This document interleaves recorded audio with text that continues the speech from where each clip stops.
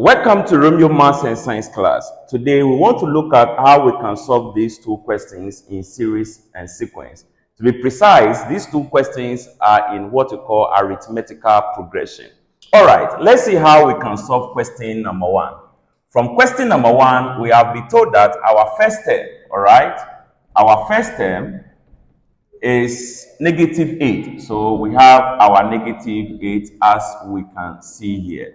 And we also have been told that the ratio of the seventh term, and our seventh term is in the ratio to the ninth term, which is given to us as 5:8. And we have been asked to find the common difference. Now, before we can find the common difference, we need to break this first, seventh, and ninth term in terms of what? A and D. That is the first term and the common difference. And how can we break it down? We use our general formula, all right, in arithmetical progression, as we can see. So this is the general formula we can use to break these terms down. Now, the first here represents 1, which represents our n in the formula. So when we put 1 here, all right, we are going to have 1 minus 1 multiplying d. When we simplify this, our first term is going to be what? A. So from the question, our first term, which is equal to -8, we can say our A should be equal to -8.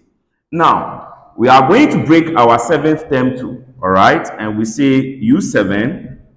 Now, when we put the 7 into this formula, wherever we see n, we put 7 there, we are going to arrive at A plus, that is 6D.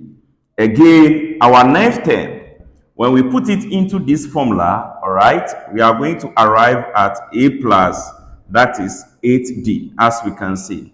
Now, from the question, we have been told that the ratio of the seventh term, which will be A plus 6D, is to A plus 8D, should be equal to, that is 5:8.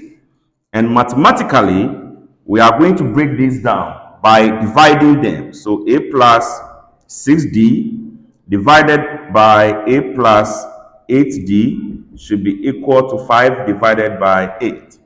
At this level, we do cross multiplication, where our 8 will multiply our A plus, that is 6D, all right? And our 5 will multiply, that is A plus 8D, as we can see. So we expand this as 8A plus, that is 48D, equal to, that is 5A plus 40D, as we can see. So we simplify this as 8A minus 5A, 40D minus 48D, all right, as we can see here. So this and that will give us 3A. This and that will give us minus 8D. But we have been told that our first term is equal to -8, as we can see here. So since our A is -8, we substitute into this. And we are going to arrive at this. So minus, that is 24, should be equal to minus 9D. Divide here by -8, here by -8.